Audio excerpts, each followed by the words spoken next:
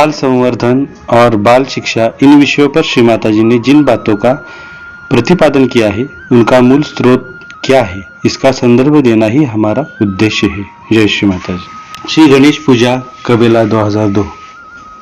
उत्तम परिपालन से बालक अत्यंत सुंदर होते हैं, परंतु यदि बच्चे होने से उन पर प्रभाव है, अति सुंदर प्रभाव है।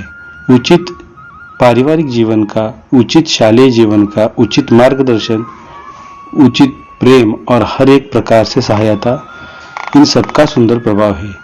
तो उनके बढ़ने के समय में बच्चे बहुत बहुत अच्छे और सुंदर होते हैं। इस प्रकार के स्वभाव के बच्चे आपके हो और आपके बच्चों की ढंग से देखभाल हो, इसलिए मैं सब सहयोगियों को आशीर्वाद देती हूँ। यह बहुत ही महत्वपूर्ण है क्योंकि वे आने वाले कल के सहयोगी हैं और उनके पास अधिक अच्छी गुणवत्ता होनी चाहिए, क्योंकि आप किसी दूसरे ही समूह से, दूसरी देव दशा से आए हैं। वे बच्चे तो अबोधता से आए हैं, इसलिए वे अत्यंत निर्मल शुद्ध है। उनकी शुद्धता का आदर करना और उनकी रक्षा करना आवश्यक है। संभव है कि बच्चों का महत्व आप समझेंगे और उनमें श्री गणेश जी के गुणों की जागृति और विकास करेंगे।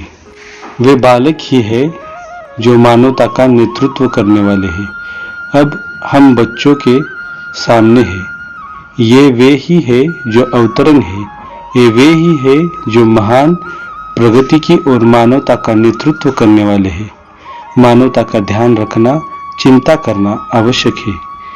वे तो कल की मानवता है और हम आज की, और हम उन्हें क्या दे रहे हैं जिसका अनुसरण वे करेंगे।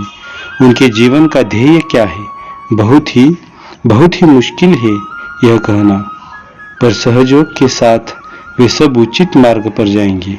वे उचित वर्तन करेंगे और ये सारी बात होंगी आगामी उभरते हुए सहयोगियों का एक भिन्न समुदाय।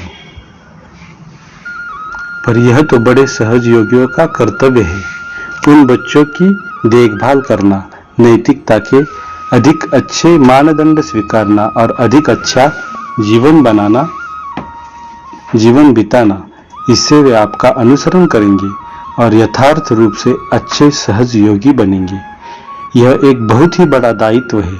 संभवतः हमें इसका आकलन नहीं हो रहा है, हम नहीं समझ पा रहे हैं, परंतु ये सब छोटे छोटे जीव महान आत्माओं की प्रतिमाएं हैं और उनका परिपालन उसी प्रकार से होना चाहिए, उसी तरह से होना, उनका आदर किया जाना चाहिए और बहुत ध्यान रखकर उनसे प्यार किया जाना चाहिए। यह बात हमें समझनी चाहिए। हमारे ज्येष्ठ वयोवृद्ध लोगों के साथ यह समस्या है कि इनके बारे में कुछ विचार किया जाना चाहिए। इतना विचार भी हम लोग नहीं करते कि जिनकी चिंता परवाह करनी है, जिनके बारे में समझ लेना चाहिए, ऐसा कुछ हम सोचते ही नहीं। हम सोचते हैं कि हम बुद्धिमान हैं, खूब अच्छे हैं और हमारी ऊर्जा उनके साथ रहकर व्यर्थ गवाई जा रही है। ज्येष्ठ लोगों की यही समस्या है। श्री गणेश पूजा कबेला। आपको उनके संबंध में चिंता करनी है तो हर एक चीज कार्यान्वित होगी और लोग बच्चों का ध्यान रखते हैं, उनकी चिंता करते हैं।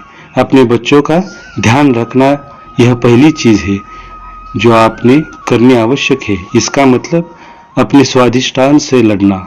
आपको कोई भी चीज चिंतित कर देती है, आप अपने बच्चों के संबंध में चिंतित हो जाएंगे, बात खत्म।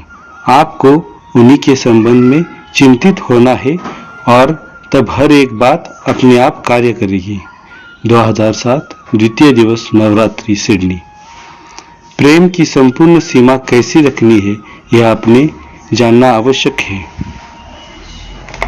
तो आपके बच्चों के लिए प्रेम पूरी तरह से महत्वपूर्ण है, पर सहयोगी होने के नाते आपको अपने बच्चों से केवल आसक्ति या लगाव नहीं होना चाहिए। यह पहली बात है। और दूसरी बात जो आपको जाननी है वह यह है कि अपने प्यार को पूर्णतया सीमित कैसे रखना, यह आपने जानना आवश्यक है। हितेच्छा या सौजन्य ही सीमा है। क्या यह चीज मेरे बच्चों के लिए हितकारी है? क्या मैं मेरे बच्चों के बिगाड़ रहा हूँ? क्या मैं मेरे बच्चों को बहुत ही ज्यादा प्रोत्साहित कर रहा हूँ? क्या मैं मेरे बच्चों के साथ खेला जा रहा हूँ? क्या मैं मेरे बच्चों को ठीक से सलाह रहा हूँ? क्या मैं मेरे बच्चों को ठीक से संभाल रहा हूँ? क्योंकि बचपन में पिता और माता को दोनों को ही बच्चे संभालने पड़ते हैं। उन्हें ही बच्चों की जिम्मेदारी लेनी होती है। बच्चों की आज्ञाकारी होना ही है और अपने माता पिता की बात ध्यान से सुननी ही है। 1990 श्री गणेश पूजा। भावना और दायित्व इन दोनों को एक रूप देकर परिपूर्ण करना है। परंतु आज मैं आपको थोड़ा सा संबंधों के बारे में बताने जा रही हूँ। जैसे कि माता पिता और उनके बच्चों के बीच में होने वाला संबंध, और यह संबंध कैसा होना चाहिए इसकी धारणा या कल्पना। सबसे पहले अपने बच्चों से हमारा दो प्रकार से संबंध निर्माण करना होता है और बढ़ता है। उसमें एक तो भावनिक संबंध है और दूसरा है दायित्व का संबंध। भावनाएं और दायित्व ये दोनों चीजें अलग अलग होती है। कल्पना कीजिए कि एक माँ है और उसका बच्चा कोई गलत चीज सिखाता है या करता है। ऐसा होते हुए भी भावनाओं के प्रभाव में आकर वह कहती है ठीक है, उसे वह करने दीजिए। आजकल तो सभी बच्चे ऐसे ही हैं, तो इस बच्चों को क्या कहेंगे, सब कुछ ही ठीक ही है। एक दूसरी माँ भी है जिसे अपने बच्चों को कर्तव्य परायण और दायित्व निभाने वाले बनाना है। उसके लिए वह अपने बच्चों को सुबह जल्दी उठाने के लिए, क्रियाशील होने के लिए, कड़ी पढ़ाई करने के लिए, शाला में समय पर जाने के लिए, कपड़े ठीक से ढंग से पहनने के लिए और ऐसी सारी बातों के लिए कहती रहती है। अपने बच्चों की गलतियां सुधारने के लिए वह हमेशा से ही बच्चे के पीछे लगी रहती है। अब मैंने आपको बताना चाहिए कि यह एकरूप होकर अखंडता परिपूर्णता देने वाली बात नहीं है। दोनों बातों को भावना और दायित्व एकत्र करके उन्हें एक परिपूर्णता देनी है। वहां तो संपूर्णता लानी है, दोनों बातों को जोड़ना नहीं है। संयोग और संपूर्णता में भिन्नता आती है क्योंकि हमारी भावनाएं दायित्व होना चाहिए और हमारा दायित्व हमारी भावनाएं होनी चाहिए। जैसे कि हम हमारे बच्चों से प्यार करते हैं तो हम कहेंगे कि जब कि हम उसे प्यार करते हैं तब हमारा यह कर्तव्य और दायित्व है कि वह बच्चा योग्य मार्ग पर चले और उसने भी योग्य मार्ग पर ही चलना चाहिए क्योंकि हम उससे प्यार करते हैं। अगर हम हमारे बच्चे की गलतियां नहीं सुधारते हैं, उसे ठीक नहीं करते हैं और सही रास्ता उसको नहीं बताते हैं तो उसका मतलब यह है कि भावनिक दृष्टि से हम प्रभावित हैं, हम पर भावनाओं का वर्चस्व है। फिर हम कहते हैं उन्हें सुधारने में ऐसी क्या बात है, जैसा है वैसा ही रहने दीजिए, वे जो करना चाहते हैं वह करने दीजिए। अगर हम उनकी गलतियां सुधारते हैं या उनकी निंदा करते हैं तो उन पर आघात होना उन्हें पीड़ा होगी। तो क्यों उन्हें पीड़ा देनी है? दूसरा व्यक्ति सोचेगा नहीं, भले ही उनको खराब लगे या पीड़ा हो, हमें तो उन्हें शुद्ध निर्दोष करना है, उनको स्वच्छ करना है और उन्हें प्रकाशमान बनाना है। पर जब इन दोनों की एकरूपता अखंडता होती है तब वह व्यक्ति अपना आचरण और स्वभाव ऐसा बनाता है कि बच्चे पर इसका असर पड़ता है। 1983 बालक पालक और अध्यापक छात्रों के संबंध में श्री माता जी ने बताया। 1985 स्कॉलरशिप। बच्चे माता पिता की प्रतिमा का अनुकरण करते हैं, बच्चे माता पिता के व्यवहार से सीखते हैं। वे आपके आदर्श का अनुकरण करते हैं, आपके आचरण को अपने व्यक्तित्व में आत्मसात करते हैं। बच्चे भी आपके अपने वर्तन से भी सीखते हैं। अब आप अपने बच्चों को पीने के लिए ना करेंगे तो स्वयं मछली जैसे पीते रहेंगे, तो वे आपकी बात कैसी सुनेंगे।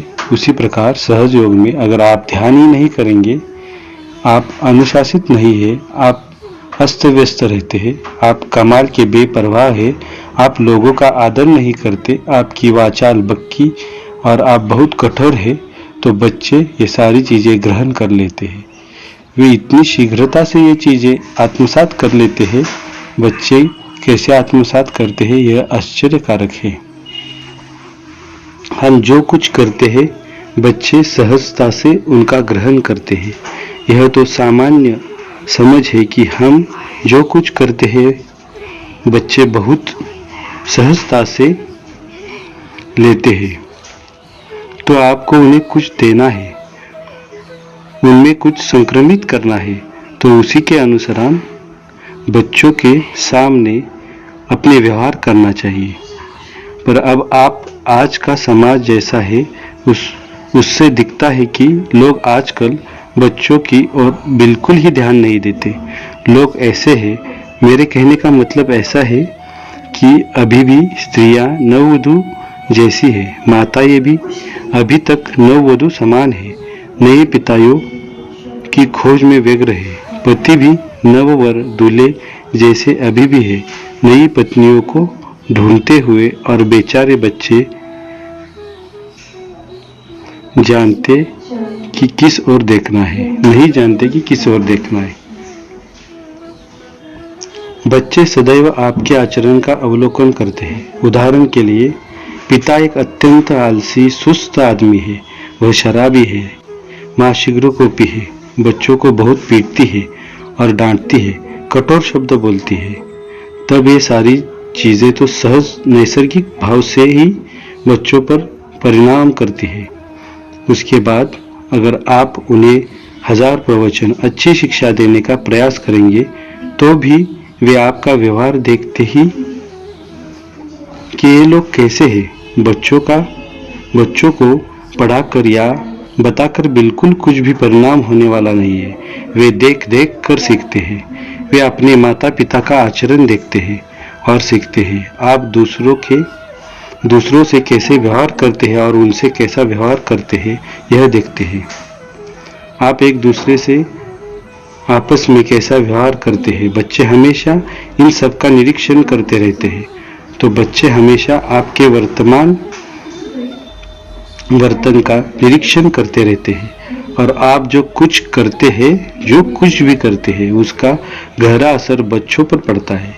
सदाचरण पर सुबह से शाम तक उन्हें बड़े बड़े भाषण देने का उतना असर नहीं पड़ता। इसलिए जो सहज योगी यहाँ है या जिनके बच्चे यहाँ पढ़ रहे हैं, उन्होंने अच्छी तरह से समझ लेना है कि इन सब का सर्वार्थ ज्ञान उनको है या नहीं।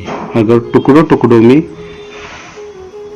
समझने के बजाय सकलता से पूर्ण रूप से ज्ञान प्राप्त होने के बाद उतना बुरा नहीं लगता, क्योंकि सारी चीजें ठीक से समझाई गई है और बच्चा बिगड़ता ही नहीं, भले ही वह खूब सारा प्यार पाता है। 1983 बालक, अभिभावक तथा अध्यापक छात्र का संबंध।